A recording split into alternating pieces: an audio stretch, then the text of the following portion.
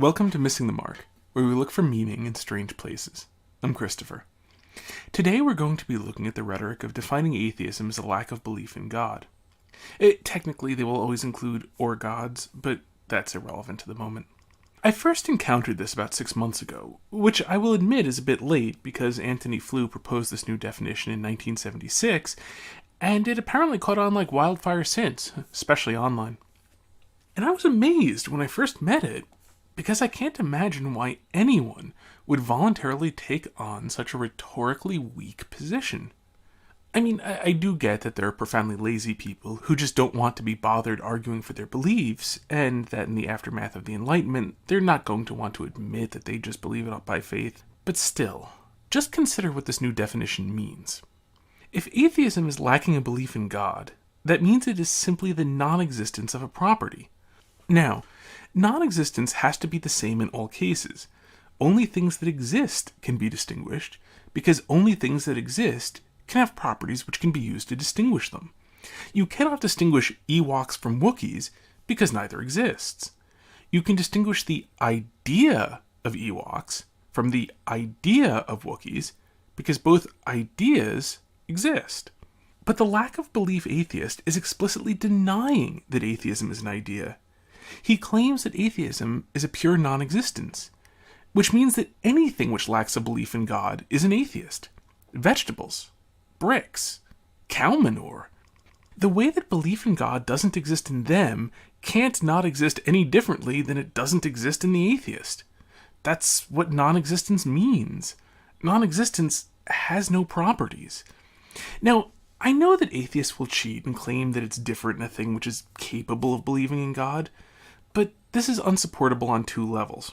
First, as we already talked about, they can't ascribe any property to it that can distinguish it.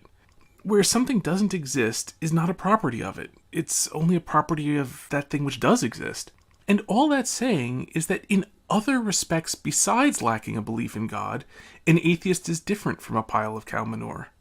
And secondly, and perhaps more importantly, they can't prove that their mind, or brain as they would probably prefer, is actually capable of believing in God.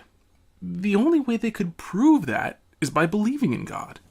Having believed in God in the past doesn't prove it, because they could have suffered brain damage.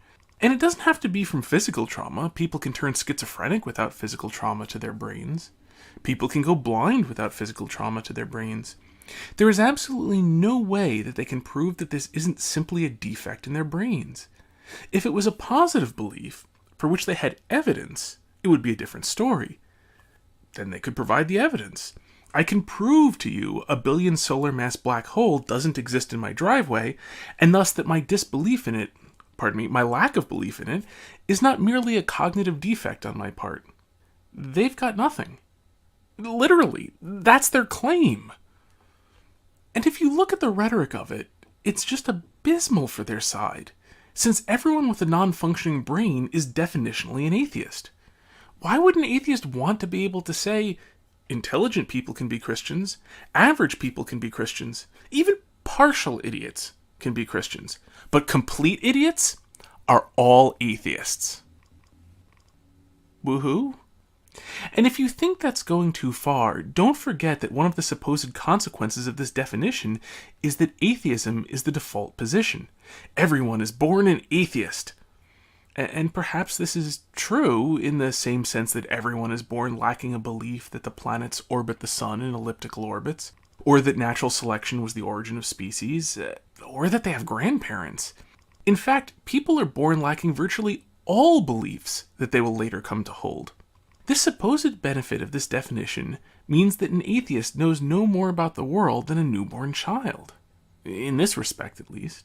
How does this seem like a benefit to anyone? Do you think I was born yesterday? Usually means, do you take me for a fool? Not, do you think I'm the smartest, most rational person around? They have literally taken a common insult and started taking it as a compliment. Or consider the nature of persuasion.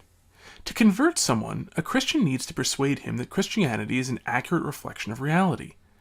This may be by discursive reasoning or other reasoning, such as showing the evidence of a life of joy and heroic virtue.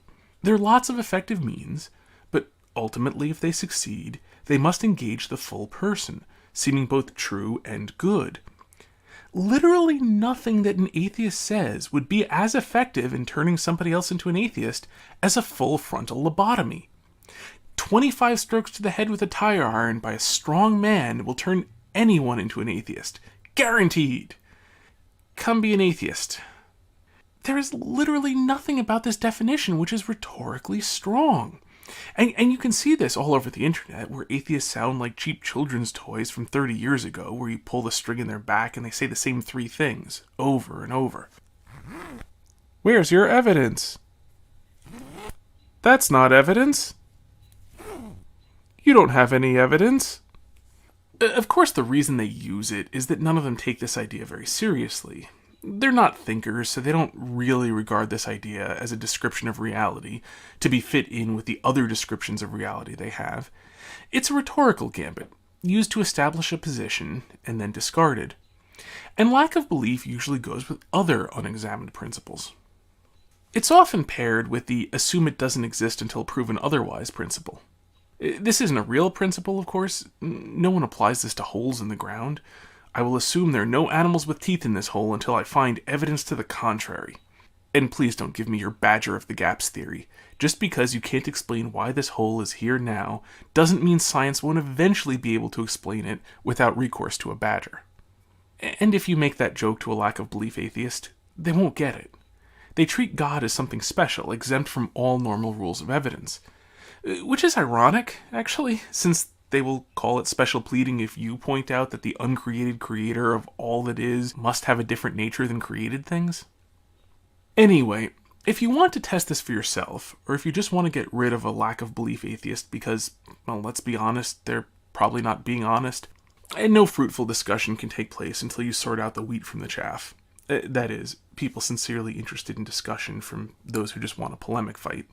The simplest method is to ask them to prove something which they do believe in. I don't mean something abstract, like a scientific hypothesis. Anything which modern people can defer to experts, they almost certainly will. It's ironic that they'll also pat themselves on the back for thinking for themselves, but whatever. Ask them to prove something very simple and personal, like that they can competently evaluate evidence, or that they're honest in the discussion. I know it has an overtone of being rude to question somebody's honesty, but in this case, it's only being respectful of their stated beliefs. If you should never believe in the existence of anything without evidence, then they should provide you evidence that they're honestly taking part in the discussion. That's what their principle is. Yes, their principle, if taken seriously, would lead to a complete breakdown in social interaction. Well, yes, but why isn't that evidence that their principle is wrong? A variant on this I've also used is asking if they have any evidence that reading what they write isn't a waste of time. It only makes sense to invest time into listening to them if one might reasonably expect some value in what they say. But there being value in what they say is a positive claim, and therefore the burden of proof, according to most lack of belief atheists, is on the person making the claim. So, according to them, it's their job to prove this. Such atheists will always object, of course, because the one thing they're not is consistent. Assuming you're not talking to an outright troll, some will basically ask you to take what they say on blind faith, but most will present you with what amounts to a modified form of Pascal's wager. And I don't mean Pascal's version of it, which is, though not perfect, complex and subtle. I mean the really stupid version of it that you hear fundamentalists say. And, well, this shouldn't be a surprise. So many atheists today are just fundamentalists whose holy book is a biology textbook. Well, more commonly the oral tradition which originated around it. Fundamentalists don't seem to read the Bible very much either. Until next time, may you hit everything you aim at.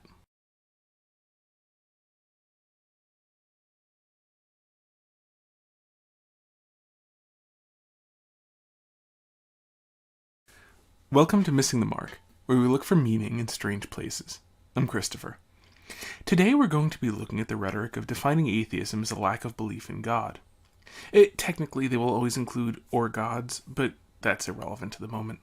I first encountered this about 6 months ago, which I will admit is a bit late because Antony Flew proposed this new definition in 1976, and it apparently caught on like wildfire since, especially online. And I was amazed when I first met it. because I can't imagine why anyone would voluntarily take on such a rhetorically weak position. I mean, I do get that there are profoundly lazy people who just don't want to be bothered arguing for their beliefs, and that in the aftermath of the Enlightenment, they're not going to want to admit that they just believe it by faith. But still, just consider what this new definition means. If atheism is lacking a belief in God, that means it is simply